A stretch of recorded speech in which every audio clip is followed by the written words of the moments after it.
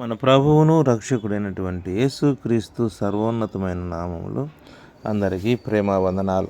ప్రియశ్రోతలారా, పరిశుద్ధమైన బైబిల్ గ్రంథం నుంచి యోహాను సువార్త 8వ అధ్యాయము 11వ వచనం చూసినట్లయితే ఈ విధంగా రాయబడి ఉన్నది.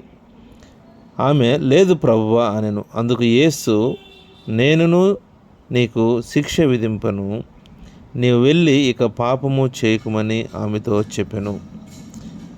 ప్రియులారా, ఇక్కడ గమనించినట్లయితే మరి శాస్త్రులు పరిసయ్యులు వ్యభిచారమందు పట్టబడినటువంటి ఒక స్త్రీని తోడుకొని వచ్చి ఆమెను మధ్య నిలవబెట్టి, యేసుక్రీస్తు ప్రభువారిని, బోధకుడా, ఈ స్త్రీ వ్యభిచారం చేయుచుండగా పట్టబడిను, అటివారిని రాళ్లతో అరివి చంపవాలని ధర్మశాస్త్రంలో మోషే మనకు ఆజ్ఞాపించిన కదా అని పలుకుతూ ఉన్నారు.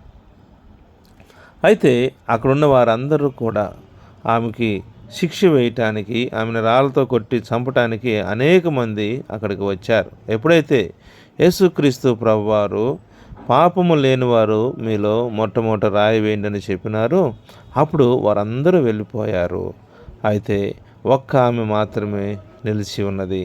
ఆమె మరి యేసుక్రీస్తు ప్రభువునందు మరి కృప పొంది ఆ యొక్క మరణ శిక్ష నుంచి తప్పించబడినది.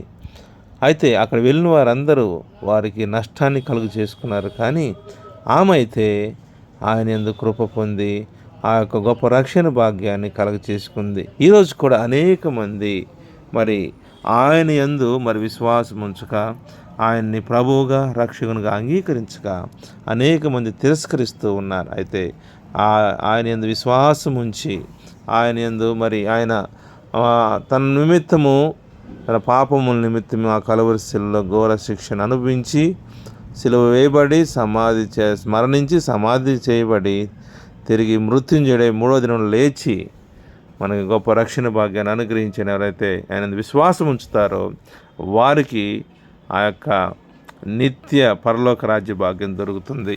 ఈ మాటలు అర్థం చేసుకోవటానికి, మీరు అలాగ చేయటానికి దేవుడు మీకు సహాయం చేయనుగాక. ధన్యవాదములు.